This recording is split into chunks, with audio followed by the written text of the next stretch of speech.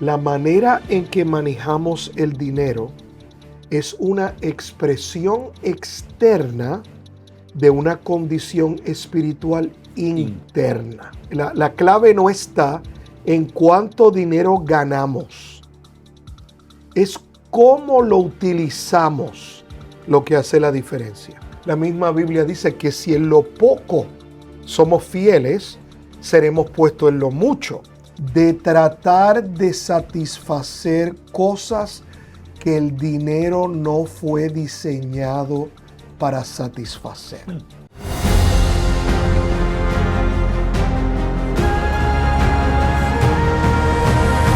Bienvenidos a Escuela de Pescadores.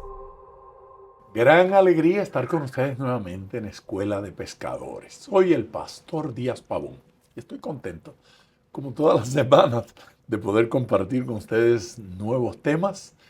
Cosas que a mí me parecen no solamente edificantes, pero me río porque algunas me parecen muy divertidas. Hoy, particularmente, yo quisiera que habláramos un poco sobre finanzas. Mire, sorprendente, pero recibimos peticiones de oración, consultas y preguntas sobre finanzas continuamente. Ese asunto de si me ocupo en las finanzas, ¿seré que estoy amando el dinero? ¿Y será eso pecado? Que del ahorro es importante ahorrar. ¿Cómo puedo producir más finanzas? ¿Cómo se relaciona el dinero y mi vida espiritual, el dinero y Dios? ¿Debo ofrendar? ¿Debo diezmar? ¿Es importante dar para la obra misionera? ¿Y cómo puedo traer prosperidad a mi vida? Si alguna de esas cosas le pareció interesante, este programa es para usted. Y hemos invitado a una persona que se dedica al tema, no solamente a la finanza, pero al liderazgo en general. Eso implica finanzas y administración. Se trata del doctor Carlos Vélez, mi buen amigo. Don Carlos. Don Luis, ¿cómo está usted? Qué gozo estar bien contigo de nuevo. Es una alegría siempre estar aquí, de verdad. Gloria a Dios. Que bendigo tu vida y todo lo que Escuela de Pescadores está haciendo para bendecir a nuestros hermanos. Mira, te quiero testificar, está creciendo. Qué bueno. Escuela de Pescadores sigue creciendo. Cada día se une más gente. Literal, los 7 días de la semana vemos esos numeritos aumentando. Y una de las cosas que más me alegra de ver el crecimiento de Escuela de Pescadores es ver dónde está creciendo. Se ha extendido al continente europeo, España, Francia. Allí el impacto de Escuela de Pescadores se ha dejado sentir, y obviamente en todo Suramérica, Centroamérica, el Caribe, Norteamérica. Yo estoy contento con lo que estamos viendo y creo que vamos a continuar este ritmo. Yo quiero tomar un momento, Luis, también para felicitarte por el libro que acabas de escribir. Amén. De la vida de nuestro amado hermano Gille Ávila. Gloria a Dios. De verdad que no pudieron haber asignado esa gran tarea a otra persona, no solamente por tu cercanía a él, sino porque tú como evangelista también tienes esa trayectoria y de verdad que bendecimos tu vida, agradecemos lo que Dios está haciendo y esperamos que ese libro sea de inspiración también para una nueva generación de evangelistas. Sobre todo, ese libro, y gracias por el comentario, fue sorpresivo, aunque de ti yo siempre espero sorpresas y ando preparado. Pero mira, ese libro no lo escribí para viejos. No lo escribimos pensando en viejos. Sobre todas las cosas lo escribimos pensando en la nueva generación. Yo tengo que agradecer al Ministerio Cristo Viene, a la hermana Yeya, la esposa, la viuda de Gille Ávila, a Doris, la única hija de las 3 que tuvieron, 2 ya están en el cielo. Doris vive. Y ellos endosaron, apoyaron y participaron conmigo en el desarrollo del libro. ¿Sabes qué se llama? El Gille que yo conocí. Entonces, algunas personas dicen, porque usted lo conoció muy bien. Yo digo, no, es el Gille que yo conocí. Más bien se refiere a cada persona que yo entrevisté. A cada, ¿Cuántas personas tú entrevistaste? mira, literal, más de 150 personas Wow. en más de 10 países, no, más de 13 países. Así que viajé a lugares solo para reunirme con alguien y tener una conversación sobre Gille.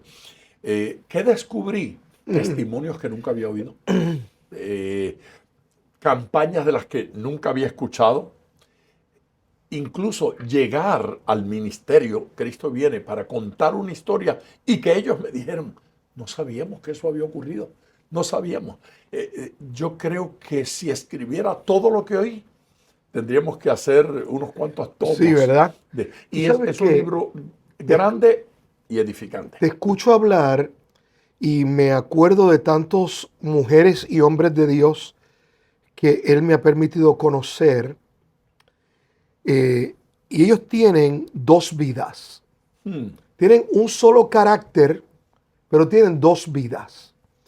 Tienen la vida pública, que es la que conoce todo el mundo, que hacen una tarea, ¿verdad? Porque son evangelistas, son pastores, son líderes, pero ese carácter se permea en una vida de servicio privada, en servir de una manera que nadie sabe.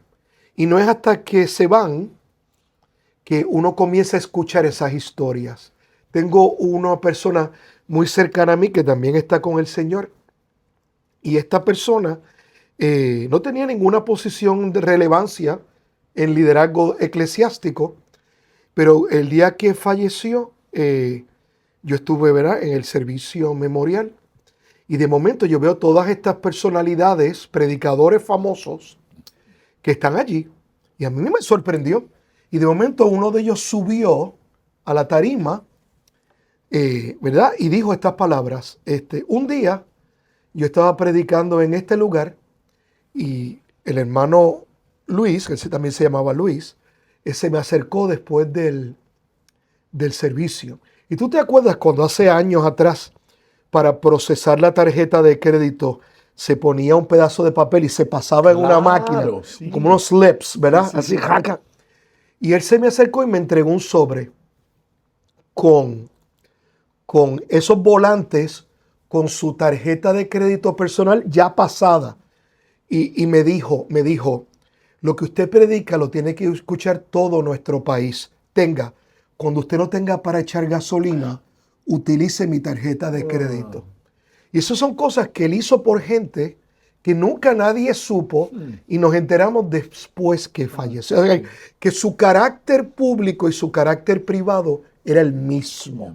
Y yo me imagino que con el hermano Gille te pasaría algo parecido. Mira, ni voy a comenzar a contarte porque el programa sería sobre Gille.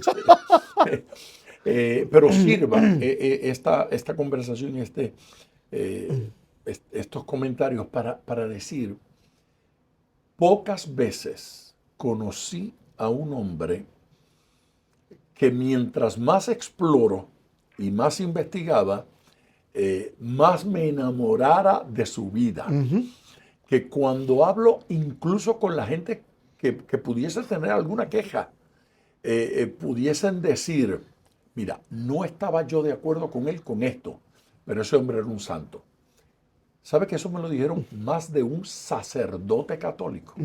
Que me dijeron, no era el católico, no estábamos de acuerdo con muchas cosas, pero su integridad, su carácter no admite discusión ni pelea. Su familia, los cercanos, hijos y nietos, que pudiesen quejarse y decir, bueno, no estuvo en mi cumpleaños porque estaba de campaña, no estuvo en esta celebración porque estaba de viaje misionero. Eso no se escuchó. Pero lo que dicen de él, de su carácter, de su vida, la hija me dijo, papi, era hombre de fe en el púlpito, era hombre de fe abajo del púlpito. Era hombre de fe en la casa. Era hombre de fe en privado. Su integridad era la misma en todas partes. Si tal palabrita no se podía decir en el púlpito, en casa tampoco. Ese era papi. Bueno, lo que le quiero recomendar, adquiera el libro, adquiera una copia de El Gille que yo conocí. Le va a bendecir, le va a edificar. Dije que hoy íbamos a hablar de finanzas, debemos ir a eso. Y pareciera que no tiene nada que ver, pero de nuevo, nuestra vida privada influencia nuestra vida pública. Y no es coincidencia que vayamos a hablar de dinero, ¿verdad?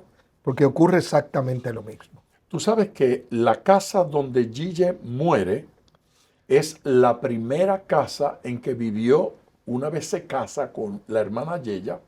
Es la casa donde se convirtió, es la casa donde nació de nuevo, es la casa donde fue sanado, es la casa donde operaba el ministerio, el sótano eran las oficinas, y es la casa donde entregó su vida para irse al cielo.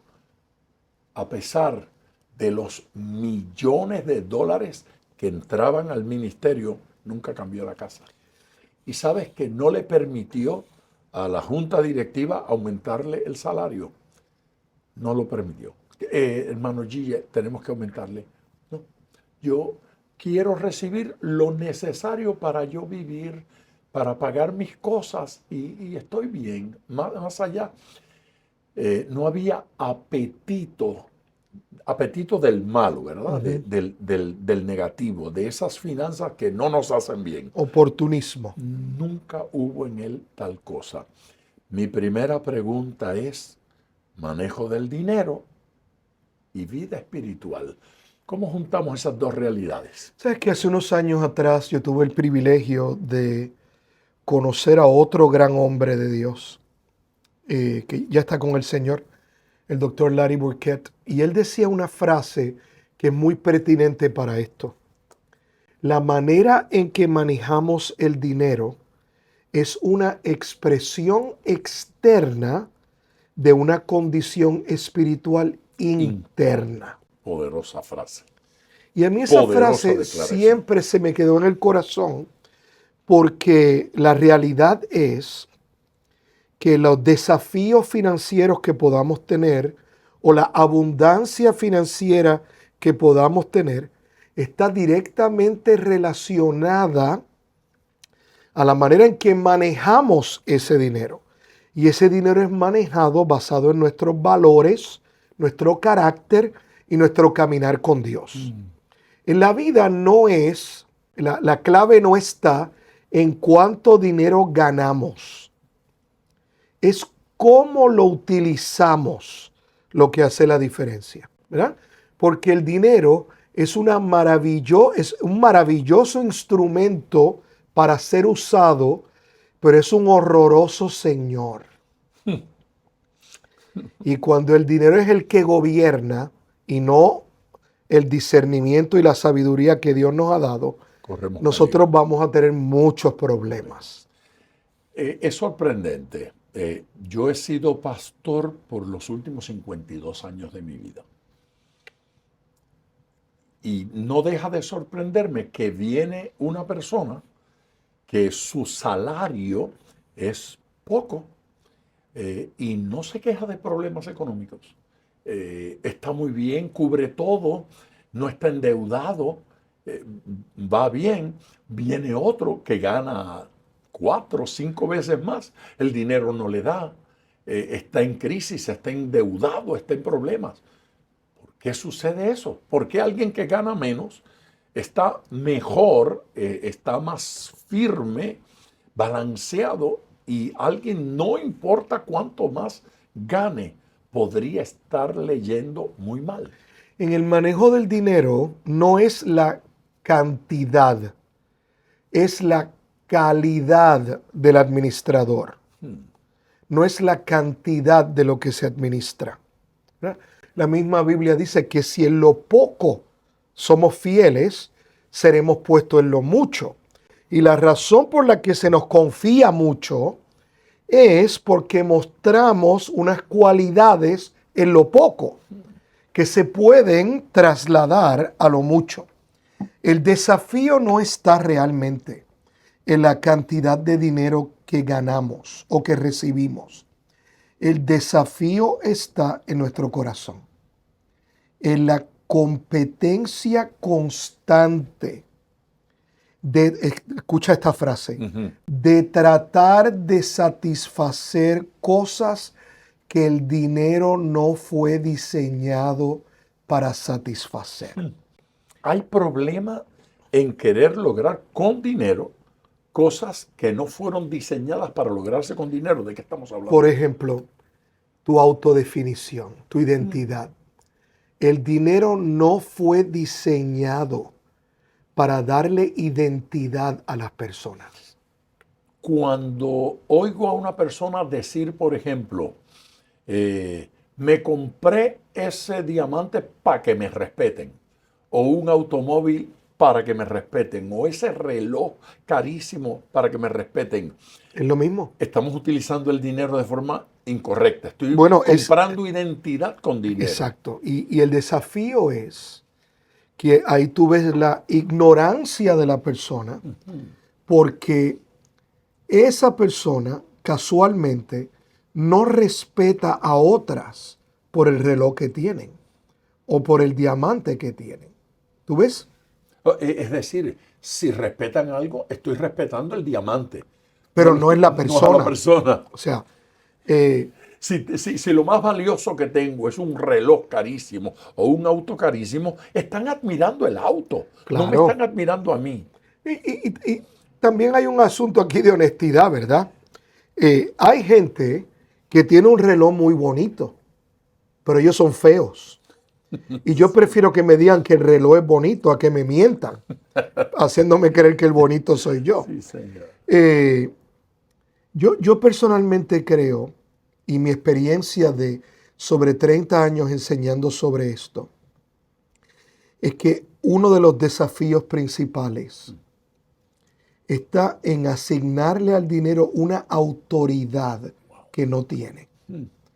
Y por ende el dinero siempre se va a quedar corto, nunca va a satisfacer, porque podría provocar una satisfacción, pero esa satisfacción va a ser momentánea. Te lo digo, va a durar segundos. Wow. Y el asunto está que como es un estímulo y es una situación a nivel emocional, tú vas a necesitar una dosis mayor la próxima vez. Ok, cuando dices que el manejo del dinero es un reflejo de mi vida espiritual, ¿cómo se refleja eso? ¿Qué debe ocurrir con el manejo de mi dinero si mi vida espiritual es saludable? Pues déjame decirte 3 cosas sobre eso. Número 1, la forma en que yo manejo el dinero representa mis valores. Eso sería una buena pregunta para hacernos, ¿verdad? Si una persona viera mi estado de cuenta, ¿sabría que yo soy creyente? Eso es una pregunta. No por la cantidad de dinero que ¿Cómo gano, es sino utilizado? cómo utilizo el dinero. ¿Seguro? La chequera mía o mis tarjetas de crédito, mi estado financiero. Debe reflejar eso. Debe reflejarlo. Claro. Es verdad. Mira, o sea... ¿A qué doy? ¿En qué invierto? ¿Cómo administro? Y ¿A dónde va la mayor cantidad de mi dinero? Y yo creo que tu análisis es correcto y yo quisiera añadir a él lo siguiente. Esos gastos que yo hago, que no es que no hayan gastos, esos gastos que yo hago reflejan mis valores. Reflejan mis valores. O sea, ahora mismo nosotros tenemos una epidemia. Por ejemplo, en el área del entretenimiento. A mí me rompe el corazón. Pero cuando yo era joven, hace como 300 años atrás, nosotros decíamos, vamos al cine a ver una comedia. O vamos al cine a ver una caricatura. O vamos al cine a ver una película de horror. Cuando uno es jovencito, uno ve esas tonterías, ¿verdad? Entonces tú te sentabas con tu popcorn y tu refresco a ver eso. Hoy en día es una ruleta rusa. Porque tú puedes estar viendo una caricatura y dos mujeres se están besando. O se está promoviendo una agenda en contra de tus valores. O tú puedes ir a ver una comedia esperando tener un buen rato y tienes que levantarte. Yo me he tenido que levantar del teatro. Por el doble o el triple sentido. Porque hay un humor para los niños y hay un humor para adultos donde se promueve una agenda que es ajena a mis valores y a mi fe. Entonces, ahora mismo eso, y el problema es que estamos nosotros mismos financiando un cambio de pensamiento, donde estamos dejando que las conductas pecaminosas de este mundo se conviertan en costumbres tolerables. Okay. Entonces, eso es parte de financiar esto.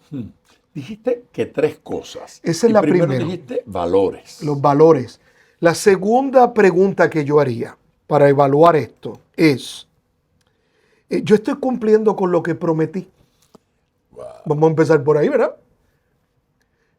¿Cómo yo voy a gastar el dinero de pagar la hipoteca de mi casa en irme de viaje de vacaciones? ¿Tú ves? Hay un desorden donde los impulsos tienen preeminencia sobre el deber. ¿Tú ves? Eso no es un asunto financiero, eso es un asunto de carácter, un asunto de integridad, un asunto del corazón, un asunto de prioridades. Déjame contarte un testimonio. ¿Seguro? Caprichosamente. Éramos jóvenes, el grupo de jóvenes de la iglesia, íbamos a cierta comunidad a predicar. Ahí había una hermana cuyo esposo, jóvenes también, no era convertido. Dado a la bebida, dado a otros vicios, dado a la vida nocturna, y le predicamos. Agradable persona. Llegábamos allí, nos trataba muy bien, le predicábamos. Finalmente se convirtió. Se convirtió, comenzó a congregarse. Fiel en la iglesia, fiel en todo, incluyendo ofrendas y diezmos. Bueno, un día andábamos en el barrio su esposa, de nombre Milagros, estaba feliz, nos recibió tan contenta. Tengo un testimonio que contarles. Y mientras estaba hablando, el que llegaba, entonces le dijo, le quiero contar lo que te pasó allí en el Ojo de Agua. El Ojo de Agua es un lugarcito allí en el barrio, pues un ojo de agua, y la gente toma, juega dominó allí al lado. Iba pasando él. Sus amigos se burlaban de él porque ahora estaba convertido. Y en ese acto de burlarse, le dijeron, oye, allá en la iglesia, ¿ya te enseñaron cómo convertir el agua en vino? Para que lo practiques aquí con nosotros. Y entonces él le dijo, pues no me han enseñado todavía cómo convertir el agua en vino. Pero lo que sí me enseñaron fue cómo convertir el vino en pago de la renta, en comida para mis hijos, en ropa, en uniformes Seguro. escolares. El hombre había cambiado y su administración del dinero había cambiado con él. Ese es el mejor ejemplo que tengo. Sí, porque o sea, la manera en que manejamos el dinero es solo un reflejo externo de lo que hay adentro, ¿verdad? Cuando ese se había convertido de verdad. Sí. Pues vamos a poner ese mismo caso. Tú tienes una persona que se toma, qué sé yo, 5 cervezas al día. Por poner algo. Una cerveza puede costar, qué sé yo, $2.50 la botella, ¿verdad? Estamos hablando de $7.50 al día. Eso tú lo multiplicas por 30, ¿verdad? Estamos hablando de sobre $250 al mes. Con un sueldo módico, eso es un dineral. Eso es la compra de alimentos del mes completo. Puede ser, sí, señor. Sí. Sí. Y nuestras prioridades son solamente un espejo de lo que somos, ¿verdad? ¿Por qué nosotros tenemos que velar el manejo del dinero? Porque quiero ir a la tercera. Porque nosotros vamos a dar cuentas por eso. Vamos a rendir Vamos cuentas. a rendir cuentas. Y yo no estoy hablando de los impuestos al gobierno. Yo estoy hablando de el Dios que es el proveedor de todas las cosas. ¿Verdad? En la Biblia hay varias veces que se repite esta frase. ¿Qué hiciste con lo que te di?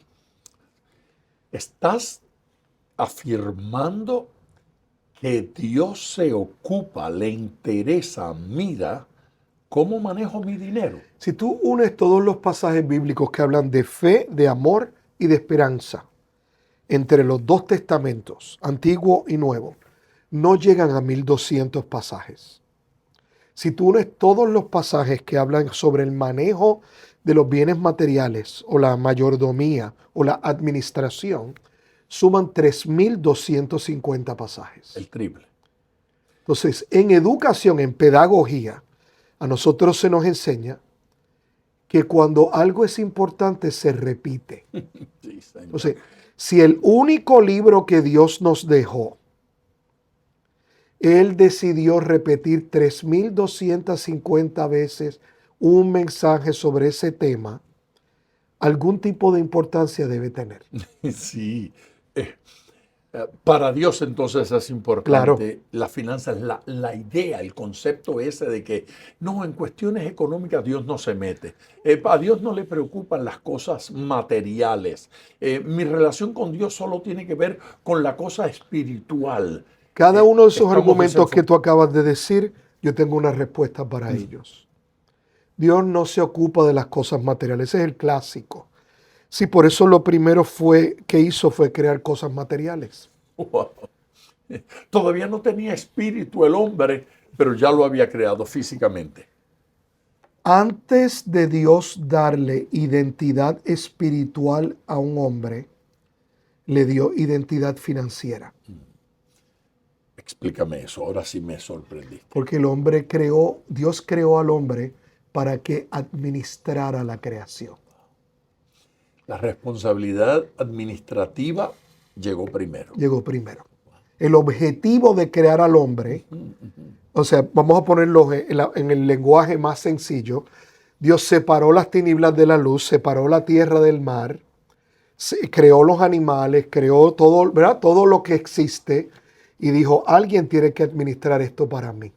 Crea al hombre. La razón para que Dios creara al hombre es una razón de administración. Eres la corona de la creación. Una viuda llega donde estaba Jesús y deposita unas moneditas ante los presentes insignificantes. Y el Señor Jesucristo hace una declaración, Espectacular. pero espectacular, plus. Ella es la que más ha dado. Dio más que todos ustedes, que todos los demás. ¿Por qué? Sí. ¿En qué sentido ella fue quien más dio? Y tanto te voy a decir esto a ti, Luis, como se lo voy a decir a las personas que están conectadas. Y si tú no recuerdas nada de lo que vamos a hablar aquí, esto es lo que yo quiero que tú recuerdes. La razón por la que Jesús hizo eso es que Dios quiere que tú te muevas de ser un dador emocional a ser un dador porcentual. Eso es todo. Nosotros en las organizaciones eclesiásticas a través de la historia hemos desarrollado dadores emocionales. ¿Qué es eso? Hay que presentar una crisis y lo que tú des va a solucionar la crisis. Dios quiere movernos de ese modelo. Fíjate cómo dice, esta fue la que más dio porque, y él lo explica, porque dio todo. Tenemos que movernos de ser dadores emocionales a ser dadores porcentuales.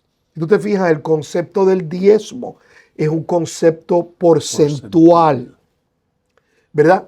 Todo el tiempo, que sea una decisión que tú puedas mantener firme, inclusive una de las ventajas maravillosas de ser un dador porcentual es que tú vas a dar lo mismo cuando no ganes lo mismo. Vas a dar el mismo por ciento. Y entregarlo todo es lo mismo cuando tienes mucho y cuando tienes poco. Y no me digas que es que tú le vas a dejar al Señor cuando te mueras lo que quede, porque eso no cuenta, porque todo el mundo deja lo mismo, deja todo. O sea que Dios quiere que nos movamos de ser dadores emocionales a ser dadores porcentuales. En las redes sociales están apareciendo cada día más figuras que parecen tener gran autoridad, haciendo toda una presentación casi difamatoria hacia el diezmo y hacia los que diezmamos. ¿A qué se debe ese ataque? Sí, hay dos razones para ese ataque. Y aquí me voy a meter en aguas profundas y posiblemente pierda un par de amigos si ven este programa, pero ellos ya me conocen y saben. Es un asunto de teología y es un asunto de control. ¿Dónde está el asunto de la teología? El asunto de la teología está en que hay un desbalance teológico evidencial. ¿Y qué significa esa palabrería que yo acabo de decir? Que para unas cosas teológicas, ellos requieren 14.212 pasajes bíblicos que lo confirmen. Y para otras, requieren un pasaje bíblico, ¿verdad?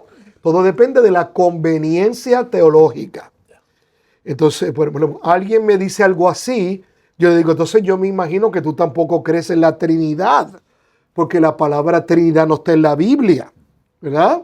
Me imagino que tampoco crees en la palabra líder, porque la palabra líder no está en la Biblia. Y puedo mencionarte 11, 12 palabras que nosotros utilizamos que están incluidas en el lenguaje bíblico, pero no están abiertamente escritas en la Escritura. Y nosotros no podemos descartar la teología de la Trinidad porque la palabra Trinidad no está en la Biblia. Igual que la Biblia no usa la palabra virtualmente y nosotros utilizamos esa palabra, ¿verdad? Esa es la parte teológica. Y está la parte de control. Cuando una persona diezma, es más difícil de controlar que una persona que tú la liberas del diezmo. Porque ahora, cada vez que yo te estimule, el perrito quiere la galletita. ¿Entiendes? Wow. Yo he estado en lugares donde ha habido gente que dice, tengo una palabra para ti, y para poder soltarte la palabra me tienes que dar $10,000. No puede ser.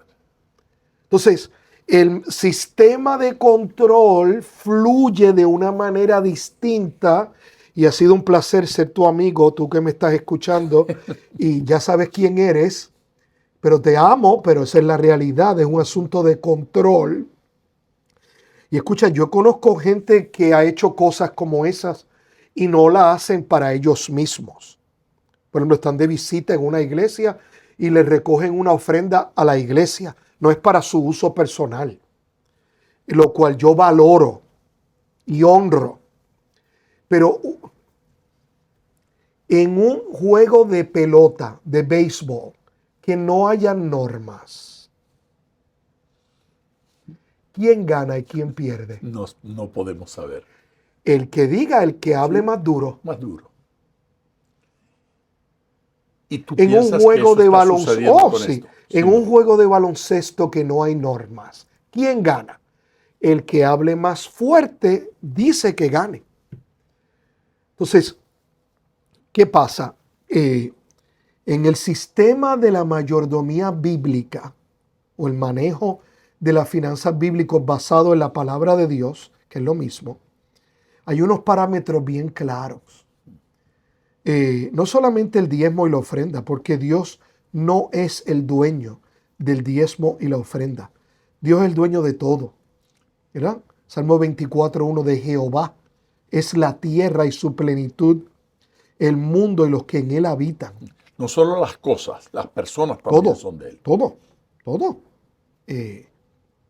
A veces yo voy a una iglesia o a un lugar a enseñar sobre esto y le digo a la gente, ¿cuántos de ustedes vinieron en transportación pública? Uber, un autobús, un taxi. Y algunas personas levantan la mano. Y otras, yo les digo, ¿y cuántos vinieron en su carro, en su auto? La mayoría levantan la mano. Y yo les digo, miren ahora alrededor. ¿Lo ven o no lo ven? La gente, ¿vemos qué? No es su auto. Acabamos de decir que de Jehová es la tierra y su plenitud. Pero, ¿qué ocurre? Nosotros tenemos los pasajes bíblicos en la cabeza, pero no en el corazón. Y, escucha, pensamos como cristianos y administramos como ateos. ¿Verdad? Porque Dios, y el que Dios tenga el primado, Luis, y tú que nos estás viendo, no es dar el diezmo y la ofrenda. Es ese resto del % que Él me ha dado el privilegio de administrar. Que por cierto, Él puede aumentarlo o eliminarlo cuando Él quiera, porque es de Él. Lo estamos usando para las cosas que Él quiere que lo usemos. Porque mi desafío, no el de nadie más, yo voy a hablarte del mío. Mi desafío es que si yo le digo a la gente, el dinero no me da, yo tengo que junto con esa oración decir, por eso el Salmo 23 es falso. Porque el Salmo 23 dice que si Él es mi pastor, ¿cómo fue? Nada me faltará. Nada me faltará. Hay otra traducción que dice, tengo todo lo que necesito. Pero cuando yo uso la provisión para lo que necesito, en pagar lo que quiero, ahí son dos asuntos diferentes. La provisión no es para el capricho. Y fíjate qué interesante, porque Pablo, hablándole a Timoteo, le dice a los ricos de este mundo, dile que no construyan donde las cosas se destruyen, sino que hagan riquezas en el cielo. Y después dice, y que disfruten lo que tienen. O sea, el dinero no es malo. No hay nada de malo en tener un buen viaje si tú tienes el dinero. Lo que es un desafío es tú querer vivir en un nivel de vida económico al cual tú no perteneces. Cuando tú trabajes, si Dios te permite llegar a ese nivel, tú lo disfrutas. Pero mientras tú no estés ahí, tú no te puedes poner a empeñar tu futuro en disfrutar el presente, porque Dios es el Dios del pasado, del presente y del futuro. Las finanzas, Luis, tristemente, dentro y fuera de la iglesia, se administran con una idea que si yo pudiera erradicar una cosa en el área financiera, esta sería la cosa que yo erradicaría. Es lo que se conoce como la presunción del futuro. Presunción del futuro. Déjame darte un ejemplo. Llega el Viernes Negro en Estados Unidos, que es el día después de Acción de Gracias. Es un viernes. Todas las tiendas abren y los televisores esos gigantescos, los $100, $200, lléveselo. Y la gente se amanece cargando televisores. La gente no tiene dinero para pagar esos televisores. ¿Pero qué dice? En abril, cuando yo llene los impuestos, me van a devolver un dinero. ¿Sí o no? Sí. Entonces, yo lo tomo fiado hoy y lo pago con el dinero de abril. Es una trampa la cosa esta Déjame de hacerte una sin pregunta. pagar por 6 meses. Déjame hacerte una pregunta, Luis. ¿Cuántas cosas pueden pasar diciembre, enero, febrero, marzo y abril? ¿Cuántas cosas pueden pasar en tu vida en 5 meses? Sin límites. ¿Cuántas llantas se pueden vaciar en el auto? ¿Cuántas neveras se pueden dañar? ¿Cuántas enfermedades? ¿Cuántas enfermedades inesperadas? ¿Cuántas cosas pueden ocurrir? ¿Cuánto quedarme sin empleo? Eso se llama presunción del futuro. Yo me voy a comprar este carro hoy nuevo, porque me gusta el olor. Yo no sé si usted sabe que venden un spray de ese olor. Sí, es Por si verdad. acaso es el olor. Y ya la tía mía se está muriendo y ella me va a dejar un dinero. Y matamos como el hijo pródigo. Dame mi herencia. Presunción del futuro. Fíjate cómo las compañías de comercialización, mercadeo, ya no nos presentan los artículos de alto costo con su precio. Si tú ves la televisión, ellos no te dicen, compre el nuevo carro X por solo 49,000. No te dicen eso.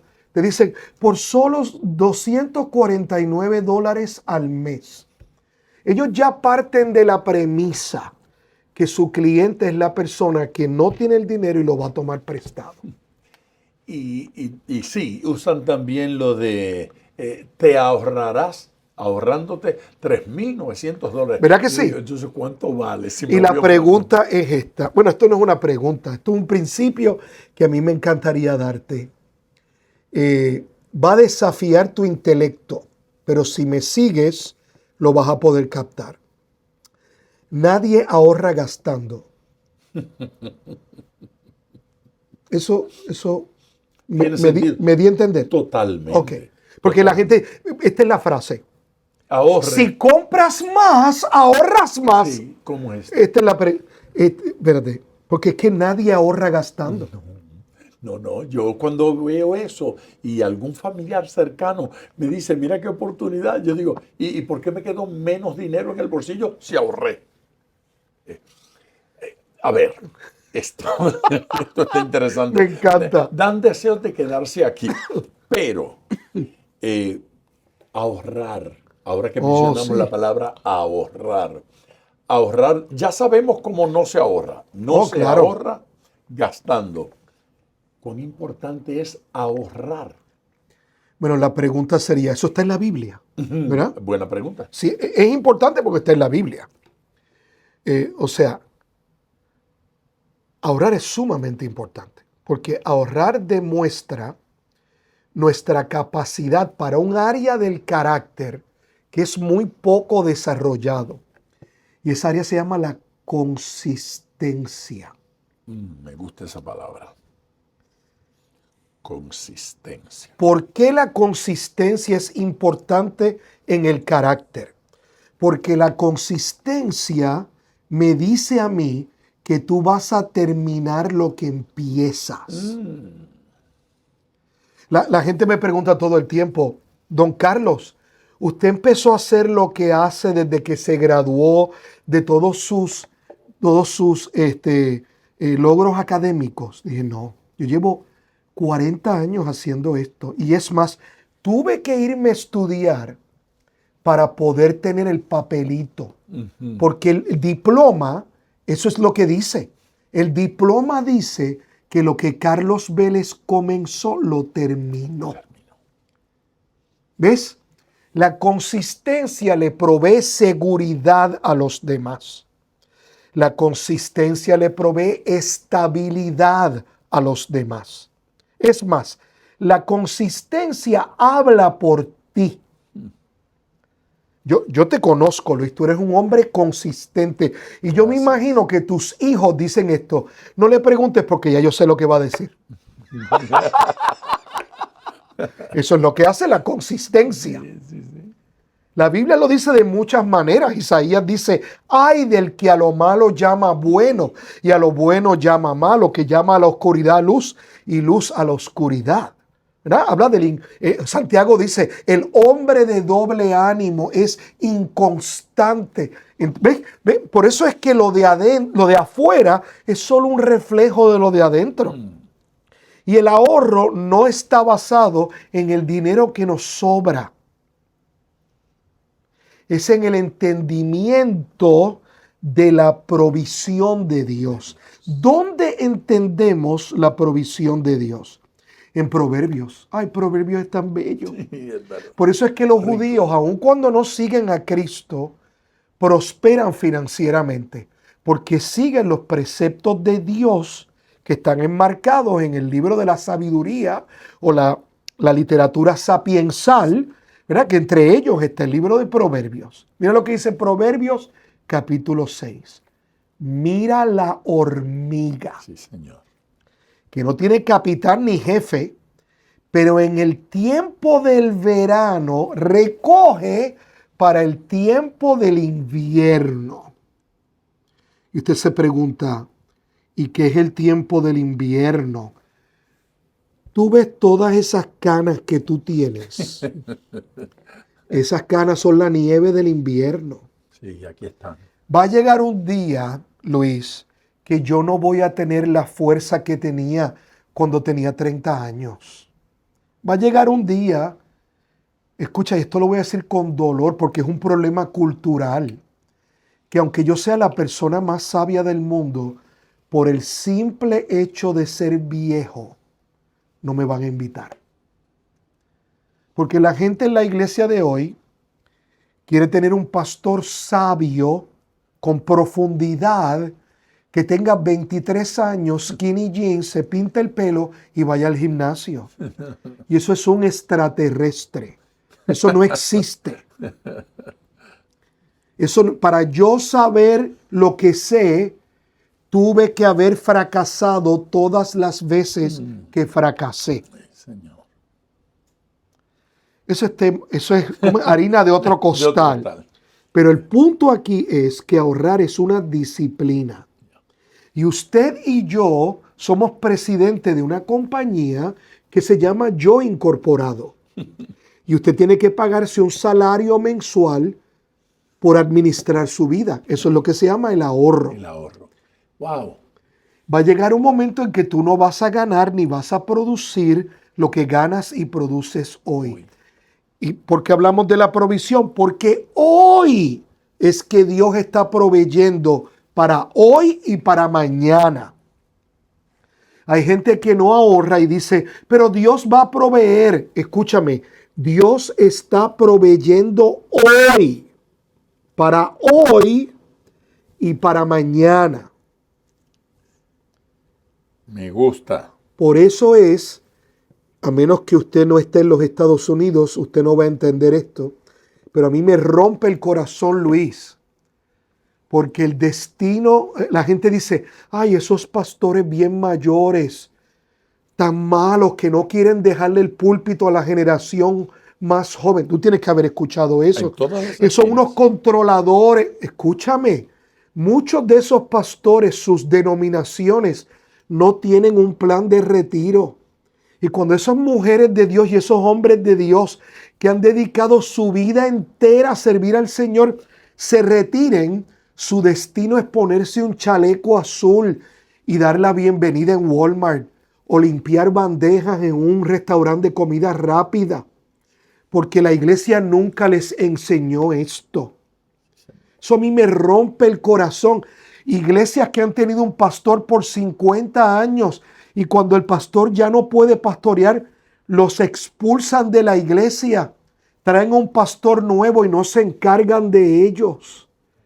Amado, si ese pastor te entregó la vida, una iglesia del cielo tiene que encargarse de honrar a esos santos que entregaron sus hijos, su familia, su matrimonio por levantar esas obras. No es que simplemente ellos son contra, algunos lo son, pero la gran mayoría se caerían muertos al piso del hambre Porque para completar viven en la casa pastoral de la iglesia. O sea, no tienen vivienda, no tienen ahorros.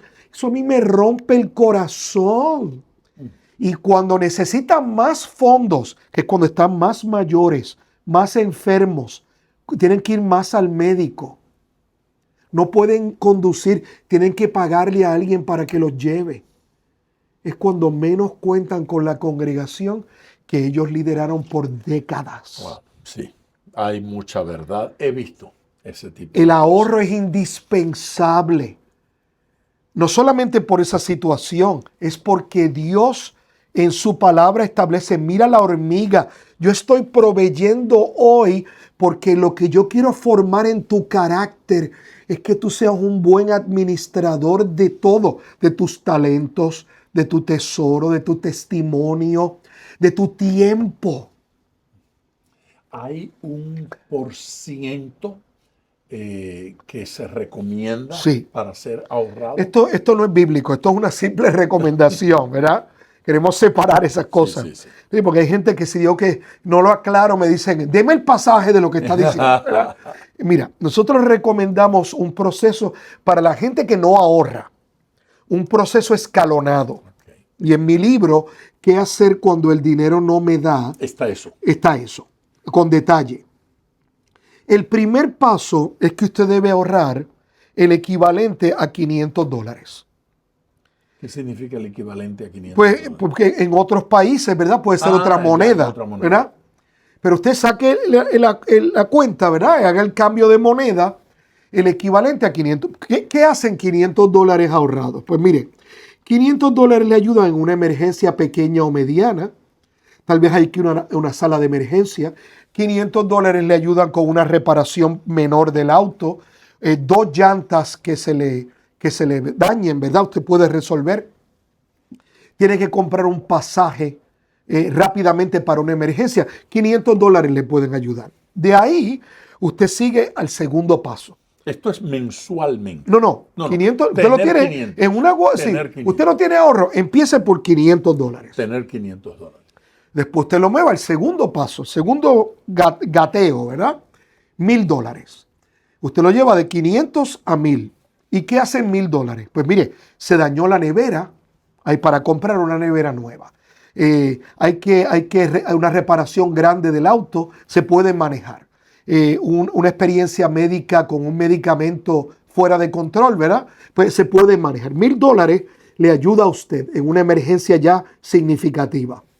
Después que usted llegue a los $1,000, hay una tercera meta. ¿Y cuál es esa tercera meta? Que usted ahorre el equivalente a un mes de sus gastos o un mes de salario, ¿verdad? ¿Qué ocurre? Usted se enferma, sus padres tienen que tener cuidado de ellos, le dicen, te vamos a dar esas vacaciones sin paga. Usted tiene 30 días que puede manejar su situación y ahí todo está bajo control.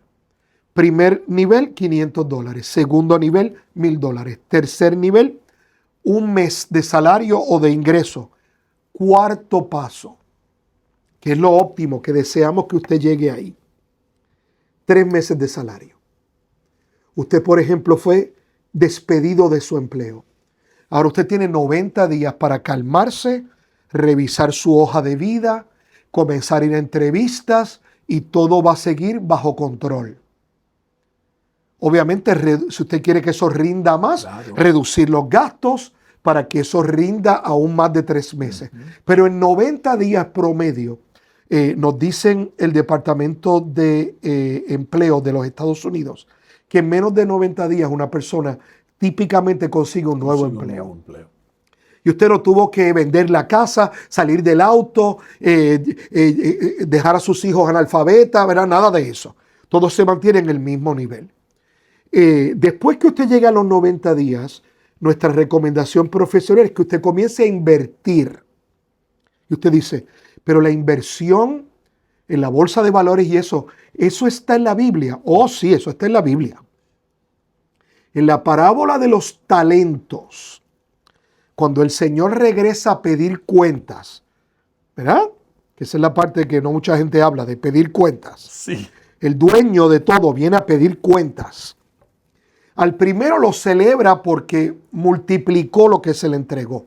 Al segundo lo mismo. Y al tercero que lo enterró, como tú recordarás, ahí Jesús establece un estándar. De esos estándares que a veces la gente sobrepasa y no los observa. Y mira lo que dice Jesús. Dice, por lo menos, o sea, por lo menos significa, esto es lo más bajo. Sí. Ya rayando en el piso. Lo hubieras puesto en el banco para que ganara intereses. O sea que para Jesús, lo más bajo son los intereses del banco. Y a la verdad que lo son. Yo no lo reto en eso porque es cierto. Porque lo que hicieron los demás fue invertir. Y por eso pudieron duplicar. ¿Verdad? Por ende, en la administración financiera no es cuánto ganes, es cómo lo manejes. Y tal vez usted diga, no, pero don Carlos, yo no sé nada de eso, mira. Escuche, usted hace 20 años no sabía nada de un celular y hoy pareciera que no puede vivir sin él. Usted hace 30 años tenía un control remoto para el televisor, eran sus hijos. Párate y cámbialo de canal. Y ahora usted no puede vivir sin el control remoto. ¿Verdad que usted aprendió a usarlo? Usted maneja dinero todos los días. Nosotros manejamos deuda, dinero, todos los días. Yo creo que es hora de que aprendamos. Y aprendamos a hacerlo de una manera que Dios sea honrado. Porque Dios no solamente es honrado cuando damos el diezmo y la ofrenda, o cuando damos a las misiones, o cuando damos pro templo, ¿verdad? O las cosas que hayan que dar. Dios es honrado cuando usamos su dinero en las cosas que cubren nuestras necesidades y la expansión de su reino. La administración de lo que Él ha puesto en nuestras manos es importante. Es muy importante.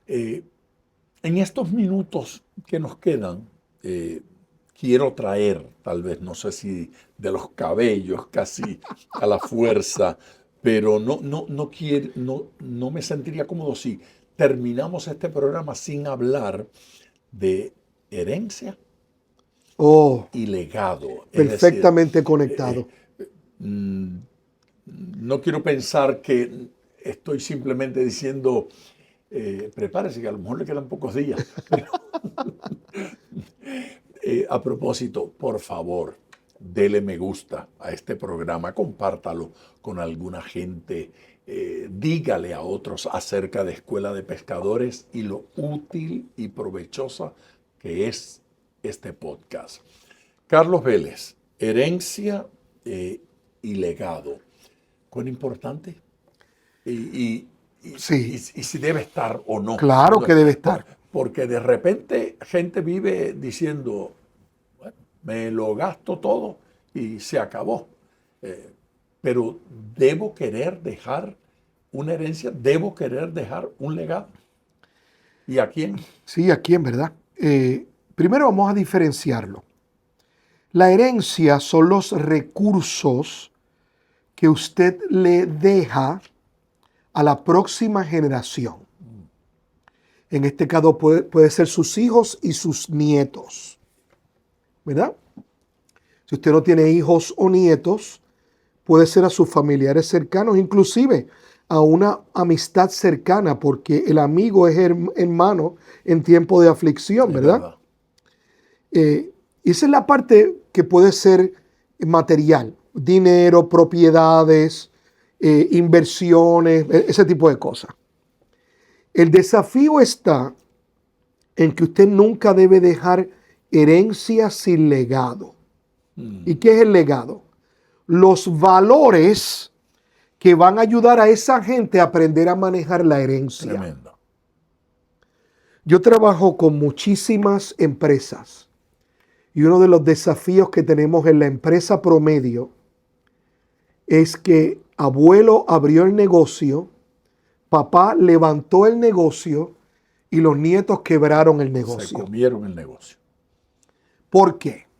Porque abuelo fue en caballo a abrir el negocio, papá se compró un carrito y hasta que no cayó destruido el carrito, tenía el mismo carrito, pero los nietos quieren el Lamborghini el primer día que empiezan a trabajar en la empresa, ¿verdad?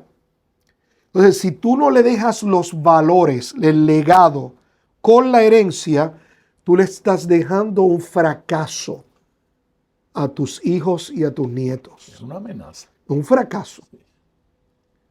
O sea, es dejarle un cuchillo afilado a un niño de 2 años. Qué peligro. Por ende, las dos cosas deben ir de la mano.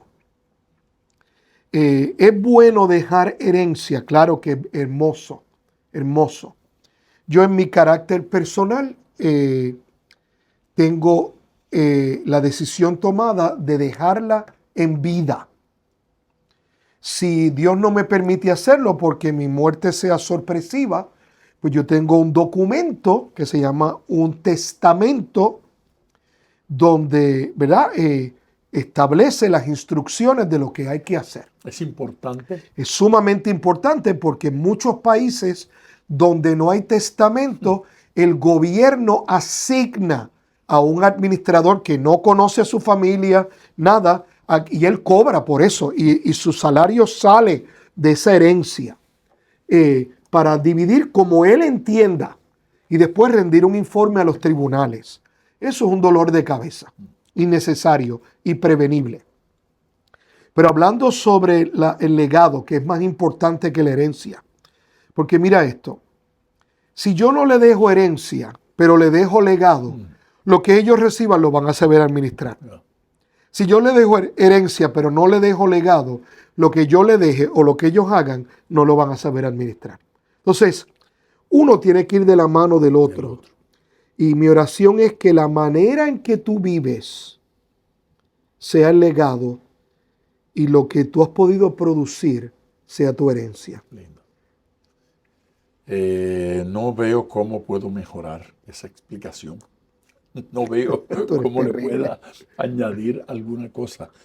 Gracias por llegar y gracias por compartirnos estos principios. Siempre es un privilegio estar contigo y sabes que en Oikos estamos siempre para servirles, tanto a ti como a ustedes. Gracias. Estamos aquí para eso. Lo han hecho hasta hoy y sí, vamos a mantener esta relación.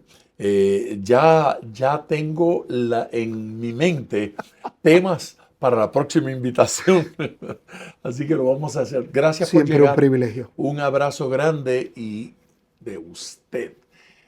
Quiero ocuparme ahora. Es muy importante lo que hace con esto que va recibiendo.